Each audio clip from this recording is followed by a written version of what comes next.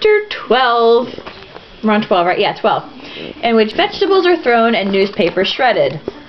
AKA, in which Jonathan fucking Last gets lazy and decides to just post, well, print, whatever, publish the newspaper article.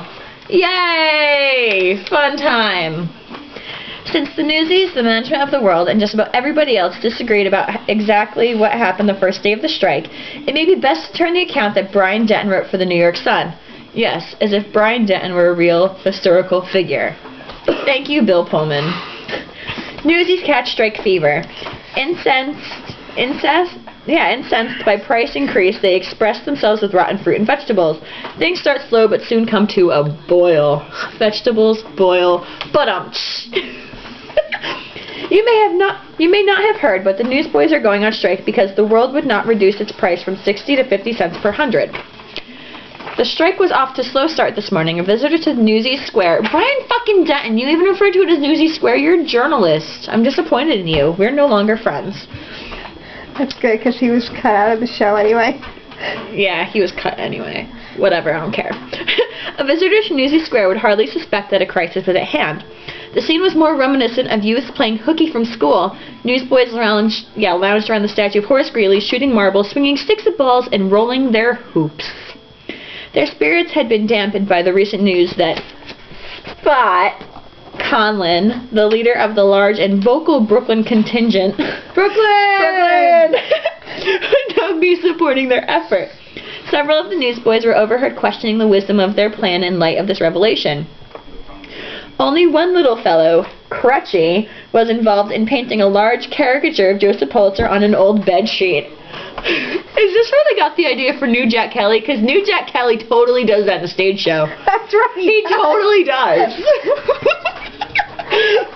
As soon as he was done, the plucky fellow raised the banner and began to hobble around on the square, leaning on his crutch.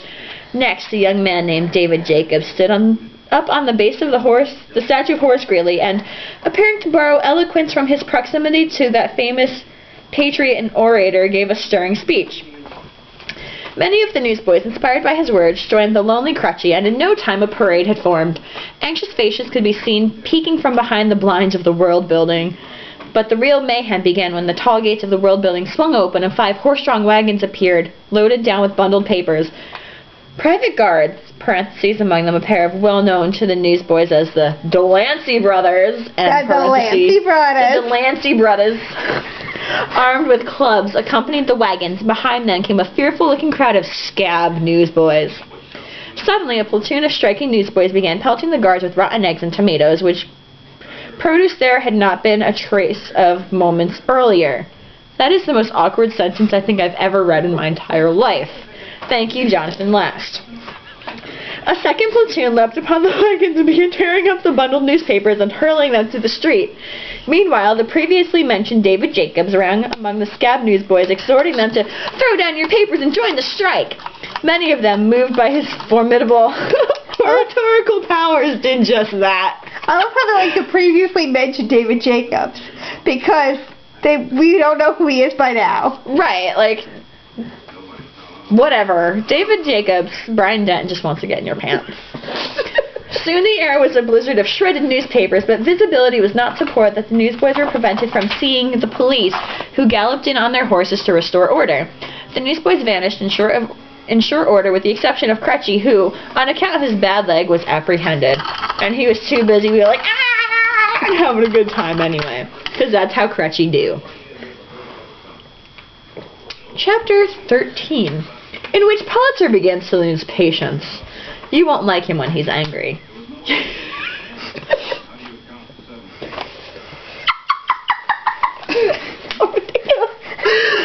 High in the Golden Dome atop the World Building, again, Joseph Pulitzer gazed out the window at the janitorial staff sweeping the streets clean of shredded newspaper.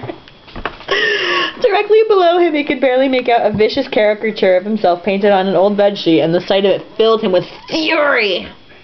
I want this stopped, he muttered through clenched teeth.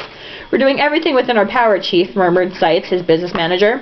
Well, it's not enough, Pulitzer said, spinning around and banging his fist on the desk.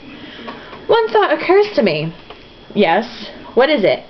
You know, Wiesel, who sells the papers to the boys, he knows them better than anybody else. He might be able to suggest a way of dealing with them. Get him in here, Pulitzer ordered. Wiesel arrived in minutes, short of breath, because he's fat. He had never been called up to the Golden Dome before. Golden Dome. This is just all kinds of wrong. Stop laughing! And he felt as though he were visiting God in heaven. Oh my God. This is not the pearly gates. It's the Golden Dome, okay? Like, when you're gonna tell me Golden Dome, I'm thinking Golden Dome. He toadied up to Pulitzer, complimenting him on his office, his suit, his publishing successes. When Pulitzer could stand no more, he cut him off. The issue is this newsboy strike. Sykes thinks you might have some ideas how to put a stop to it, knowing the newsboys as you do.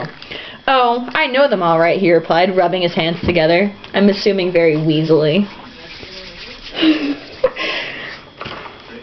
They're a most disrespectful bunch. They call me... But no matter. I can take care of them all right. Yes, indeed, I can. You give me the means, Mr. Pulitzer, and I'll put an end to your troubles. Give him whatever means he requires, Pulitzer said. I want this over and done with. And then we get into the pictures, because we're in the middle of the book now. Yay. The boys! And Heidi in the background, like, being a creeper. And there's Arby's signature. And there's a street scene. And there's Jack and Davy. And David Moscow. And Little Les. And Luke Edwards. And Mayor Jacob Zombie Killer. And a non-ginger Joseph Pulitzer. Okay, that's cool. The Delancey brothers. Sean Greenblatt, we love you very, very much. Just saying, you're the shit. Okay, cool. Scraggly Bill Pullman, apparently. And the non-existent Newsies Square. Thank you, Jonathan Last. Sneaking into the refuge. Okay, cool. We haven't gotten there yet, but whatever. There's the strike scene, and everybody's fighting. And there's Sarah being like, I'm in the window, and I have a curtain over my boobs. And then, yeah. Whatever. This is the end, so this is like a spoiler, I guess. So you can't look. Because they don't know how it ends. Because you don't know how it ends anyway. Well, you know what? He's fucked up the book as it is. So, whatever. What's our time? 7:38. Okay, we're going to breeze through this one really fast. Chapter 14? 14! We're just going to say it's chapter 14, in which Jack and David try to rescue a friend, a.k.a. they go to the refuge to try to get Crutchy.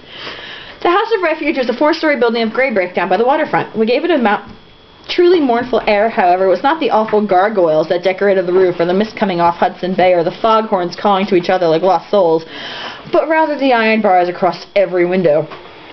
During the day, little faces could be seen pressed against the bar's rough surface. This sounds horrible! Peering up for a glimpse of sun. At night, they became abstract patterns of cruelty. David was terrified. He feared that at any moment he would feel the grip of a grown-up hand and find himself staring into the face of a policeman, or a bull, as Jack liked to call them. How would he ever explain this to his parents? David, the adult one, the responsible one, caught by the police trying to spring a boy from the House of Refuge? He would never have lived down the shame of it. But Jack, who had spent 6 months of his life here, seemed right at home. He moved blithely through the shadows, silent as a whisper, a coiled rope and a railroad spike stuck in his... Why did he get a fucking railroad spike? Stolen from the railroad. He's not that strong. You never know. Wasn't he ever... This is true. Wasn't he ever scared of anything? Just as David had feared, a policeman appeared, swinging his nightstick and whistling Daisy. The boys froze in their steps. Wait, whistling Daisy? Daisy, da-da-da-da-da-da. Yeah, but not whistling Dixie. No, he's whistling Daisy, because apparently Daisy's more socially acceptable than whistling Dixie. Well, in New York in 1899. Exactly. He was whistling motherfucking Daisy. Move on. The boys froze in their steps. When the whistling faded from hearing, they resumed their mission. How do you know Crutchy's in here? David asked. That's how the system works, Jack said. An orphan gets arrested, they send him here to get rehabilitated. The more kids in the refuge, the more money the city donates to take care of them, and the more money Snyder can steal. Crutchy's here, all right. Jack took the rope out of his belt, made a lasso, swung it around his head a few times, and let it fly. He soared effortlessly to the roof of the refuge and encircled a brick chimney, basically training to be Batman.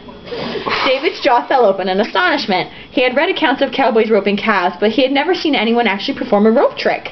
The fact that it was done under such stressful circumstances made it all the more wonderful, and Davy fell further in love. Jack tugged on the rope, clinching it tight. He looked around, and seeing that the coast was clear, started to climb up the outside of the building like a mountain climber. But motherfucking Batman. David dried the sweat from his palms and followed him. When they reached the roof, Jack secured the other end of the rope to his waist and instructed David to let him down slowly.